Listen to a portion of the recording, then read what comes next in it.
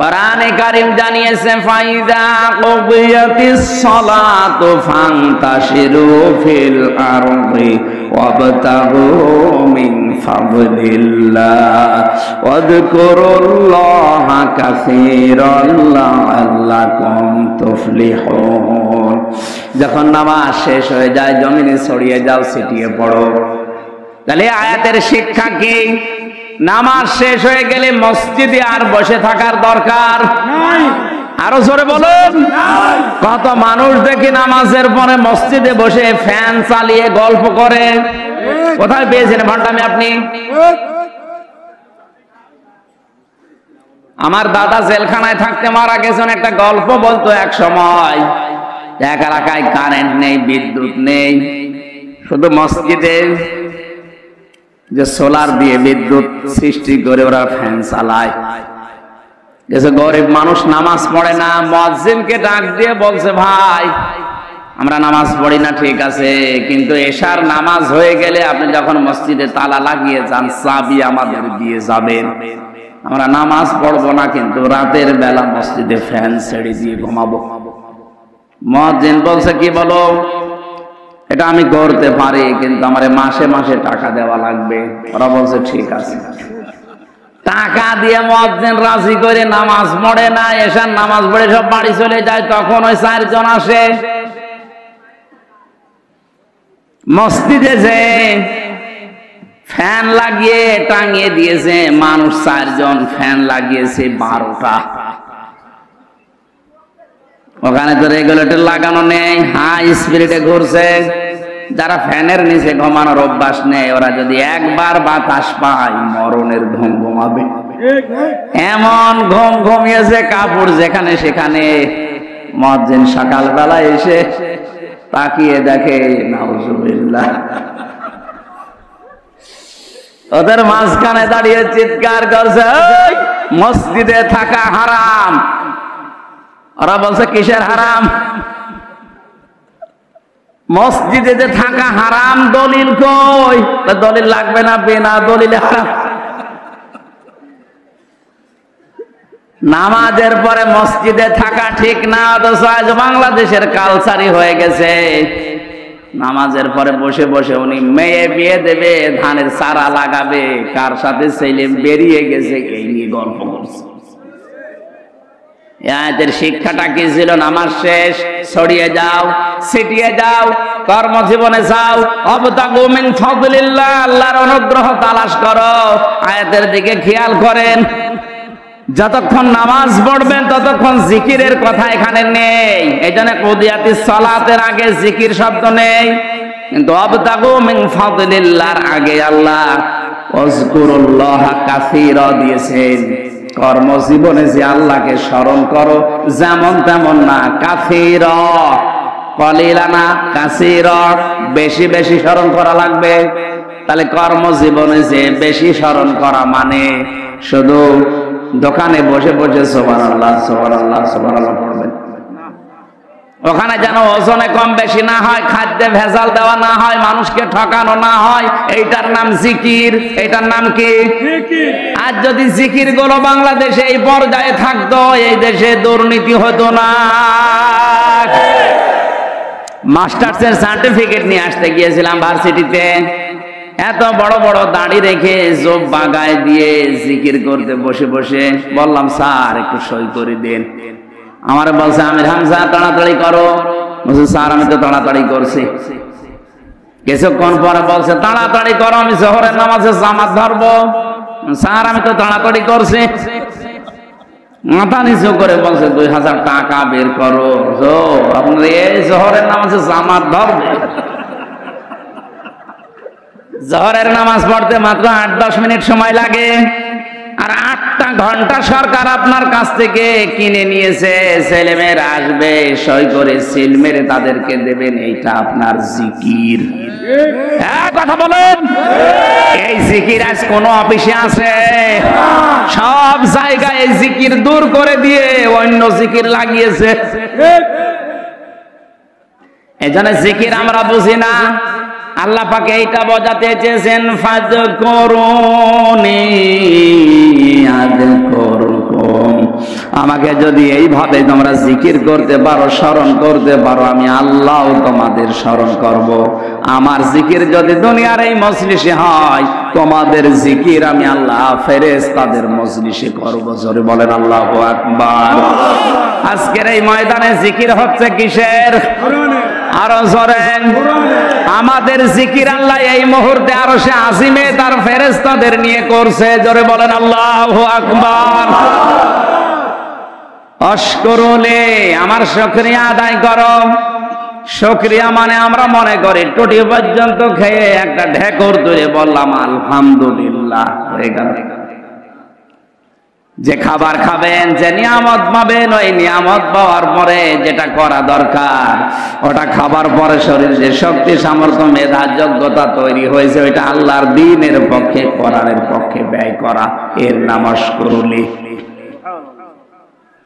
কোরআনে কারীম জানিয়েছে, লাইন শাকারতুম লাযিদান্নাকুম ওয়া লাইন কাফারতুম ইন্না আযাবি লাশাদীদ। যদি তোমরা আমার শুকরিয়া আদায় করো, তোমাদের দুনিয়ায় যত নিয়ামত আছে ওই নিয়ামত আরো বাড়িয়ে দেব। যদি না শুকরিয়া করো, কুফরি করো, ওটা কেড়ে নেব এবং আযাবের ভেতরে ফেলে দেব, যেটা এখন আমরা পাচ্ছি। নিয়ামতের শুকরিয়া আদায় করতে পারে না, এজন্য প্রত্যেকটা স্তরে স্তরে আজ জালেমরা বসে আমাদের উপরে জুলুম করছে। জালেমদের জন্য আমি একটা কথা ভয়ঙ্কর শোনাচ্ছি।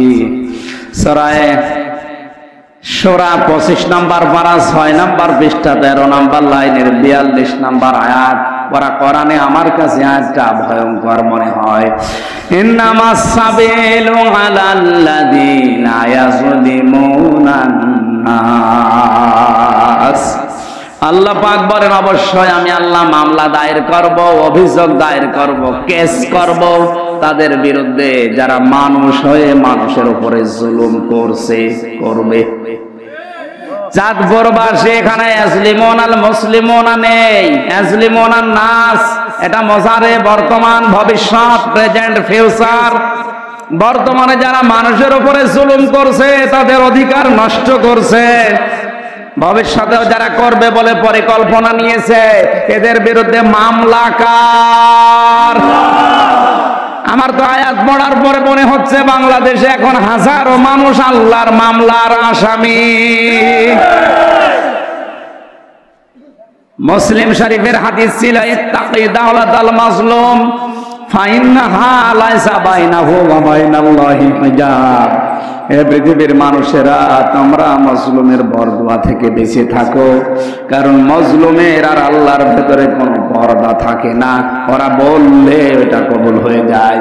বাংলাদেশ ধ্বংস করার জন্য আজ অনেক জালেম এমন জুলুম করছে, মজলুমের বরদোয়ায় এই দেশটা না জানে ধ্বংস হয়ে যায় নাকি? আপনি নিজে বাঁচতে পারবেন না। একদিকে নিজেকে, দেশকে ধ্বংস করছেন, আর একদিকে মরণের পরে আপনি আল্লাহর মামলার আসামি। আজ আমরা অনেকেই নিজের ব্যক্তির উপরে, পরিবারের উপরে, সমাজের উপরে, রাষ্ট্রের উপরে, সর্বোপরি নিজের স্ত্রীর উপরে জুলুম করে। আল্লাহ আমাদেরকে আল্লাহর মামলার আসামি হওয়া থেকে যেন রক্ষা করেন, বলেন আমিন। আলা তাকফুরুন, কুফরি করা যাবে না, কারণ এমন জায়গা থেকে আমরা উঠে এসেছি যে জায়গার নামও বলা যায় না। কাইফা তাকফুরুনা বিল্লাহি ওয়া কুনতুম আমওয়াতান ফাআহইয়াকুম। আল্লাহ পাক বলেন, কেমন করে মানুষ আমার কুফরি করে, এটা তো আমারও বিশ্বাস হয় না। কাইফা শব্দটা বালাগাত মানতিক অনুযায়ী ব্যবহার করা হয়, যেটা বিশ্বাস করা যায় না এমন জায়গায়। আয়াতের প্রথমে আল্লাহ কাইফা দিয়ে এইটা জানাতে চেয়েছেন যে বান্দা আমার কুফরি করো, আমার সাথে নাফরমানি করো, আমারও বিশ্বাস হয় না। কারণ তুমি কি ছিলে? একটা নাপাক পানি থেকে আজ হামজা বানিয়েছি। তোমার নিজের পেছনের দিকে তাকালে যেটা মনে হয় যে তুমি কুফরি করবা, আমারও বিশ্বাস হয় না। যেন আমাদের উচিত হচ্ছে আমাদের পেছনের দিকে তাকানো। হালাতা আলাল ইনসানি হিনুম মিনাদ দাহরি লাম ইয়াকুন শাইআম মাযকুরা। মানুষের জীবনে এমন কি সময় যায়নি যখন সে উল্লেখ করার মতো কিছু ছিল না। আজ বাংলাদেশ সহ বিশ্বে যারা জুলুম করছেন, কুফরি করছেন, নাফরমানিতে লিপ্ত আছেন, একটু বিবেকটা খাটান, আপনি কি ছিলেন আর কোথায় যাবেন।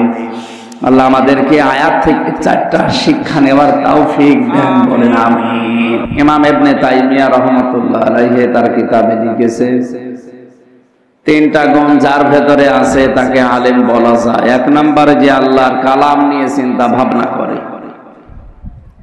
এই মানুষ আজ পৃথিবী থেকে হারিয়ে যাচ্ছে দিন দিন। এখন কোরআন নিয়ে, কোরআনের কথা নিয়ে চিন্তা ভাবনা করার মানুষ নেই বললে চলে। আর আমাদেরও আফসোস 96% মুসলমানের দেশে কোরআন নিয়ে গবেষণা করার মতো কোনো প্রতিষ্ঠান নেই। লালনের জীবনী নিয়ে গবেষণা হয়, ঠাকুরের জীবনী নিয়ে গবেষণা হয়, কোরআনে কারিমের প্রতিটি শব্দ গবেষণামূলক। 96% মুসলমানের দেশে সে ব্যবস্থায় 53 বছরেও কেউ করে দিতে পারে না। নিজ উদ্যোগে আমরা এখন থেকে কোরআনের কোন শব্দ নিয়ে চিন্তা ভাবনা করে নতুন নতুন তথ্য পৃথিবীর মানুষকে উপহার দেওয়ার চেষ্টা করব ইনশাআল্লাহ। 2 নম্বরে যারা আল্লাহর ইবাদতে নিজেকে নিমজ্জিত রাখে। ইবাদত এটা ব্যাপক অর্থবোধক একটা শব্দ।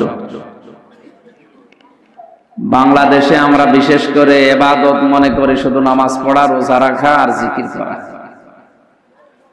মানুষের জীবন চালাতে যেখানে যেটা লাগে ওইটা যদি আল্লাহর হুকুম রাসূলের তরিকা হয় ওইটাই ইবাদত। কথা বুঝতেছে?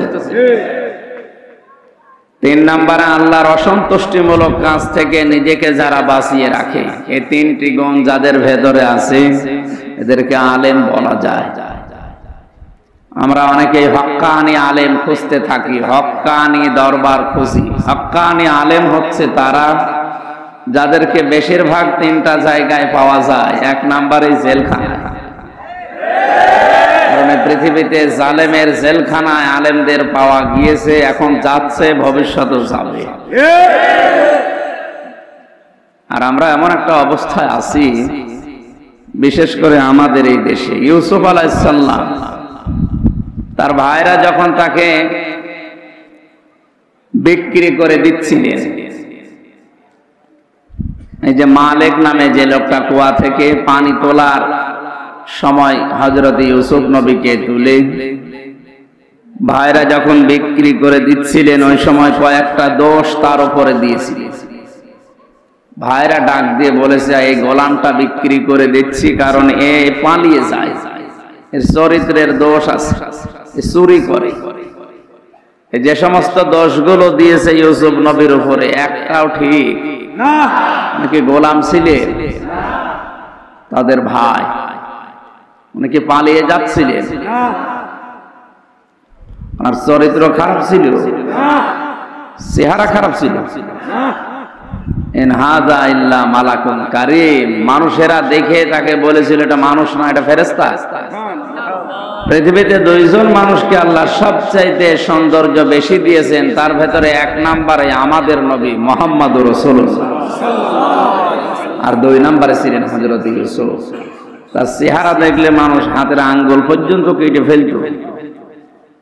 হযরত আয়েশা বলেছিলেন, মিশরের এই নারীরা ফল কাটতে গিয়ে আঙ্গুল কেটে ফেলেছে, তারা যদি আমার স্বামী মুহাম্মদুর রাসূলুল্লাহর আসল চেহারা দেখতে পেত, কলিজা কেটে ফেলত, টের পেত না। তাহলে জানলাম এই দুনিয়ায় সবচাইতে সুন্দরতম মানুষ যারা, তার ভেতরে তিনি অন্যতম। অথচ দোষ দেওয়া হচ্ছে যতগুলো, একটাও ঠিক না। তারপরে ইউসুফ নবী চুপ ছিলেন না প্রতিবাদ করেছিলেন? না না, চুপ ছিলেন। কথাগুলো বোঝার চেষ্টা করেন। এই যতগুলো দোষ তার উপরে চাপিয়েছে, এত দোষ শোনার পরেও তিনি ওই অবস্থায় চুপ, কথা বলেননি। একটাই কারণ, তিনি জানতেন এখন যদি কথা বলি, মালিক ইবনে এই লোকটা যদি চলে যায়, এরপরে ভাইরা আমাকে মেরে ফেলবে। অথবা কুয়ায় যে ফেলে দিয়েছিলাম আবার ফেলে দিবে। আমরা বাংলাদেশে ইসলামপন্থী যারা আলেম যারা ঠিক হয় অবস্থায় আছে, আমাদেরকে মারবে, আমাদের উপরে দোষ চাপাবে, আমাদেরকে জেলে দেবে, কিচ্ছু বলা যাবে না। আমি নিচে নামতে পারলাম না, কথা বুঝতেছে? এই জন্য হাক্কানি আলেম যারা, এদেরকে এক নম্বরে জেলখানায় পাওয়া যায়। তামাম দুনিয়ায় জালেমদের জেলখানায় এখনো লক্ষ লক্ষ আলেমেরা আছে। আলজেরিয়ার কারাগারে আব্বাস মাদানেস 32 বছর জেলে। কোরআনের পাখিও 13 বছর জেল খাটার পরে বিদায় নিবে। আমি ছোট মানুষ, আমার জীবন থেকেও 3টা বছর চলে গেল। 2 নম্বরে হাক্কানি আলেম পাওয়া যায় মাটির নিচে, কবরে। কোথায়? কবরে। ইমাম আবু হানিফা হাক্কানি আলেম ছিলেন না? কোথায় আছে? কবরে। কবরে। ইমাম মালিক হাক্কানি আলেম ছিলেন না? কোথায় আছে? কবরে। কবরে আছে। 3 নম্বরে হাক্কানি আলেম পাওয়া যায় জিহাদের ময়দানে। আর এখন আমার মনে হয় বাংলাদেশে সবচাইতে বড় জিহাদের ময়দান হচ্ছে কোরআনের হক কথা বলা। এই ময়দানে এখন টিকে থাকা বড় কঠিন। তাফসীরুল কোরআন মাহফিল বিভিন্ন জায়গায় লিখে দেয়, তাফসীরও হয় 5 রকম। সরকারি তাফসীর হয়, এরকার সরকারি তাফসীর করতে গিয়ে অনেক জীবিত মানুষদেরকেও জান্নাতি বলে ঘোষণা দিয়ে, একটা মানুষ মরুক পরে বলে তেল দিতে দিতে এমন জায়গায় পৌঁছিয়েছে, এটা সরকারি তাফসীর। 2 নম্বরে বেসরকারি তাফসীর হয়। 3 নম্বরে খানকা কেন্দ্রিক কিছু তাফসীর হয়, যদিও এইটা ওই রকম না। 4 নম্বরে নাটকীয় তাফসীর হয়, এই ব্রাহ্মণবাড়িয়া, কুমিল্লা, এই লাইন। এই মঞ্চগুলো, এই মেম্বারগুলো একটা আমানত, এই আমানতটা এরা নষ্ট করে ফেলেছে। অথচ লেখা থাকে কি ওয়াজ মাহফিল, ইসালে সওয়াব, তাফসীরুল কোরআন মাহফিল। কথা বুঝতেছে? 5 নম্বরে হয় কোরআনিক তাফসীর, দরকারি তাফসীর। এটা খুব কম আমরা তেলাওয়াত করেছি, যেখান থেকে যদিও পরিচিত আয়াত মনে হচ্ছে, এখান থেকে যে কথাগুলো তাফসীর আকারে বলা যায় আমরা চেষ্টা চালাবো ইনশাআল্লাহ।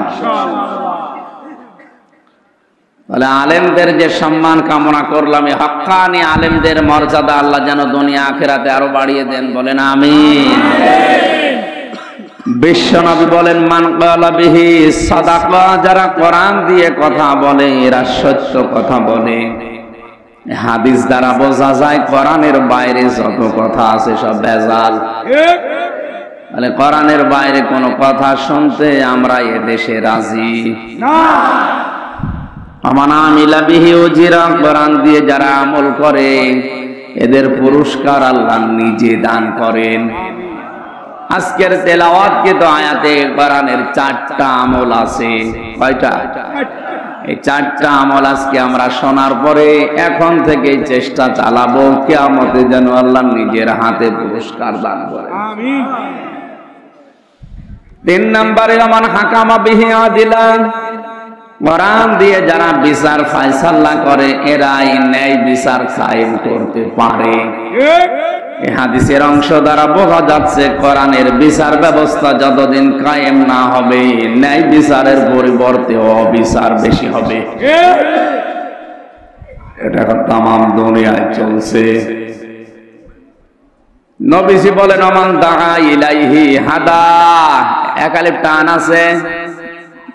কেউ যদি হেদায়েতের উপরে থাকতে চায় তার 1 নম্বরে দায়িত্ব সে যেন কোরআন দিয়ে মানুষকে ডাকে।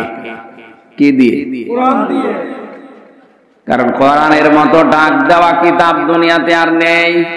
আমান আহসানু কাওলাম মিম্মান দাআ ইলাল্লাহি ওয়া আমিলা সালিহান ওয়া ক্বালা ইন্নানি মিনাল মুসলিমিন।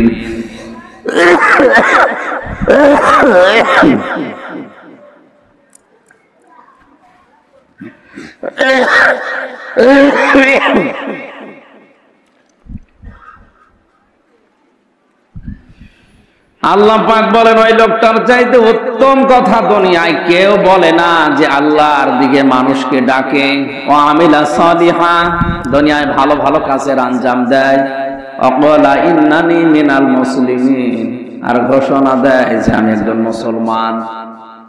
চাঁদপুরবাসী খুব চিন্তা করেন, আয়াতে তিনটা কথা আল্লাহ জানিয়েছেন। প্রথম দুইটা হয়তো আমরা অনেকে এখন মানি, 3 নাম্বারটা 100 জনের 98 জনের ভেতরে নেই। খেয়াল করে শুনবেন। 1 নম্বরে আল্লাহর দিকে ডাকতেছি আমরা কম বেশি সবাই, কারণ এদেশে আল্লাহর দিকে না ডাকলে আপনার ডাকে কেউ সাড়া দেবে না। এই জন্য এই পলিসি আমরা নিয়েছি, সে যেভাবেই হোক। 2 নম্বরে আমিলা সালিহা, ভালো ভালো কাজ আমরা যেভাবেই হোক কম বেশি করি।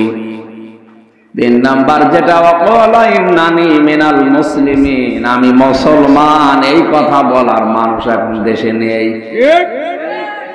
কারণ এই কথা যদি কেউ ঘোষণা করে আমি মুসলমান, সে কোরআনের আইন ছাড়া অন্য কোন আইনের জন্য আন্দোলন করতে পারে না। এটা বানালাম। আল্লাযীনা আমানু ইউকাতিলুনা ফি সাবিলিল্লাহ, যারা ঈমানদার এই মানুষগুলো যদি লড়াই সংগ্রাম করে ও করবে আল্লাহর রাহে, আল্লাহর রাস্তায়। আর আল্লাহর রাস্তা এই কোরআনের রাস্তা। কথা বলেন না কেন?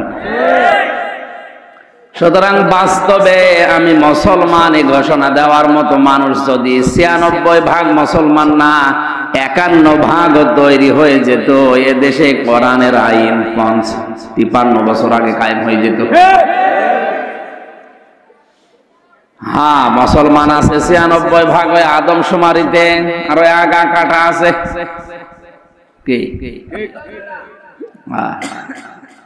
অনেকেই মনে করে যে আগা কেটে দিলেই মনে হয় মানুষ মুসলমান হয়ে যায়। এটা কাটলে যদি মানুষ মুসলমান হয় তাহলে ছাগল কি? ছাগলে মুসলমান কি?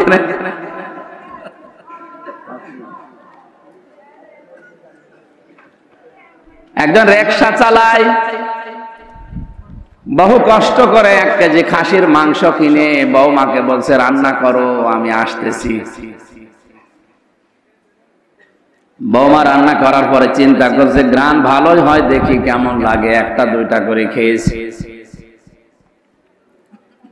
শেষ করার পরে চিন্তা করছে শ্বশুর আসলে কি বলবো।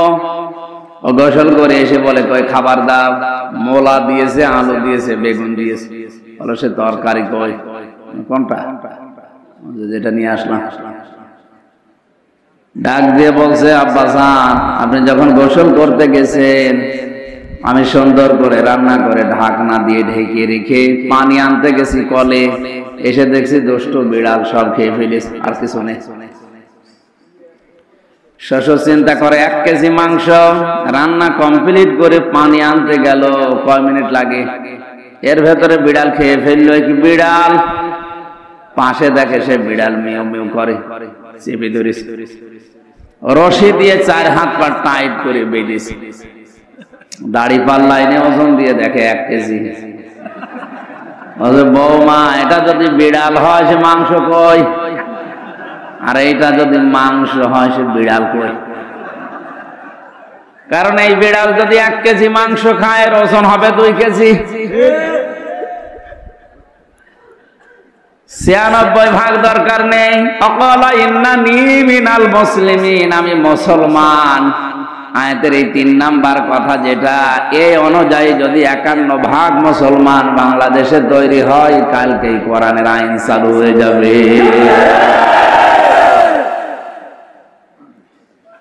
এই জন্য আমি যদি হেদায়েতের উপরে থাকতে চাই আমাকে ডাকা লাগবে কি দিয়ে? বলেন। এই জন্য জীবনের উপরে ঝুঁকি নিয়ে হলো আমরা ডাক দেই, কারণ আমি হেদায়েতের উপরে থাকতে চাই। আমান দাআ ইলাইহি হাদা ফাকাদ হুদিয়া ইলা সিরাতিম মুস্তাকিম। নবীজি বলেন কেউ যদি কোরআনের ডাকে সত্যিই সাড়া দিতে পারে মহান আল্লাহ তাকেও সিরাতে মুস্তাকিম নসিব করে দেয়।